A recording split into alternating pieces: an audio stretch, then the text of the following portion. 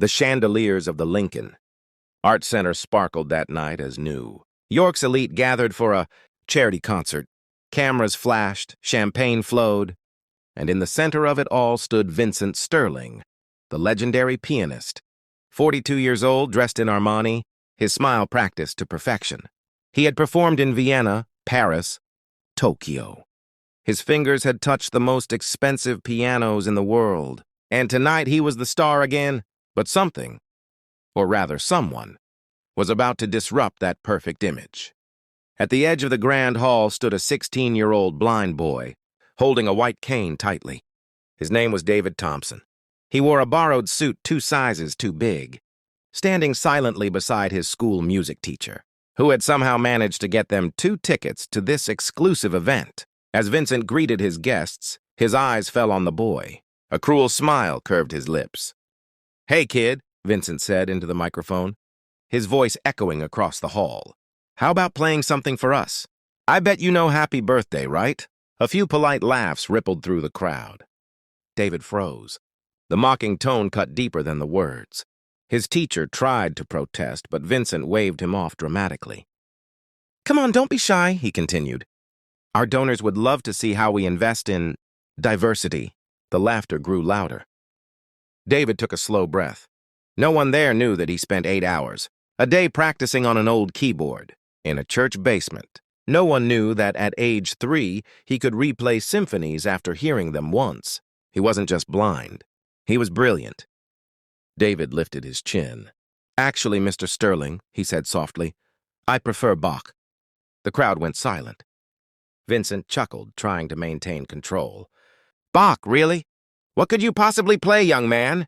David's calm reply sliced through the arrogance like a blade. "Partita number 2 in C minor, but perhaps it's a little too advanced for this audience." The laughter died instantly. For the first time, people weren't sure who was in control. Vincent's smile faltered.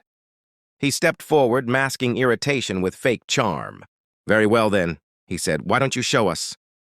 But deep down, he never imagined that this quiet boy was about to give him, and everyone in that room, a lesson they would never forget. The man who ruled the piano was about to face a boy who played with his soul. Vincent sat at the piano first, showing off as he played the opening of Bach's Partita, his fingers flying with precision.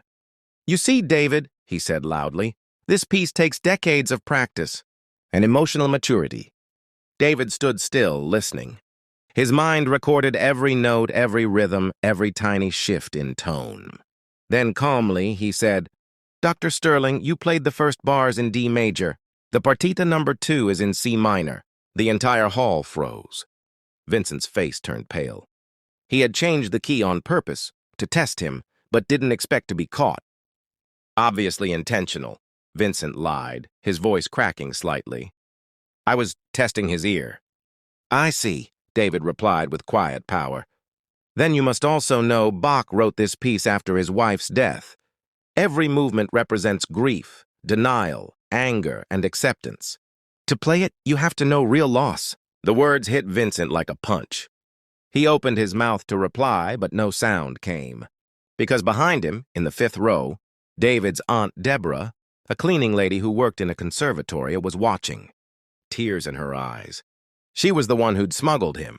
Practice recordings in Braille, sheets when nobody else believed in him. Vincent clenched his jaw. "Enough philosophy," he snapped.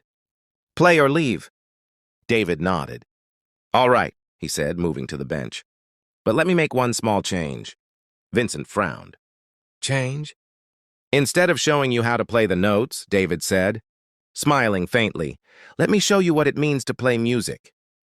A murmur ran through the audience. Even Dr. Harrison Webb, conductor of the Boston Symphony, leaned forward, sensing something unusual. David placed his cane aside, his fingers hovering above the keys like a surgeon before an operation. "Before I begin," he said softly, "has anyone here ever lost everything they loved and had to rebuild their soul note by note?" Silence. Then he began to play. In the next 5 minutes, that blind boy would not just play music, he would redefine it. The first note rose softly, fragile, trembling, and then bloomed into something breathtaking. It wasn't just Bach anymore. It was David's soul speaking. The hall transformed. Time itself seemed to stop as each note painted emotions words could never describe: grief, rage, forgiveness, rebirth. Vincent, standing nearby, felt his chest tighten. He had played this piece hundreds of times, but he had never felt it. David's music didn't sound learned. It sounded lived. Dr. Webb whispered to the person beside him, "In 40 years of music, I've never heard anything like this." Margaret Rothschild, one of the patrons who had earlier mocked the boy, now sat with tears rolling down her face. The audience, people who had come to flaunt wealth and power, were now silent, humbled, exposed. When David reached the final movement, the one representing acceptance, it was no longer a performance. It was a prayer. The last note lingered in the air, vibrating like a heartbeat, and then complete silence, sacred. When David finally stood up, he bowed gently. "Thank you," he said. The room exploded. Applause thundered. People rose to their feet, crying, clapping, shouting. It wasn't just for his performance. It was for what he made them feel. Vincent Sterling stood frozen. His world, his reputation, his pride, shattered. Dr. Webb approached him quietly. "We'll be discussing your future with the orchestra," he said coldly. Margaret Rothschild looked at Vincent with disgust. "How dare you try to humiliate him?" she whispered. But David only smiled, extending his hand to the man who tried to destroy him. "Thank you for the opportunity, Dr. Sterling," he said gently. "Sometimes we need to face our own music, to learn who we really are." Vincent's hands trembled as he shook David's. He had no words left. 6 months later, David Thompson walked through the halls of Juilliard, the youngest full scholarship student in the school's history. Dr. Webb had made it happen. Margaret Rothschild now funded scholarships for kids like David. And Vincent Sterling, he gave private lessons in a small Queens studio, his international career destroyed by his own arrogance. 1 year later, David performed at Carnegie Hall to a sold-out audience. He ended with the same partita number 2 that had changed his life. When the last note faded, he said into the mic, "Music doesn't belong to any of us. It exists to connect human hearts, no matter color, class, or privilege. That's the true democracy of art." The standing ovation lasted 15 minutes. And far away in his lonely apartment, Vincent Sterling watched the broadcast and wept. Because that night, the boy he mocked had become elite. Never underestimate someone's light just because you can't see where it comes from.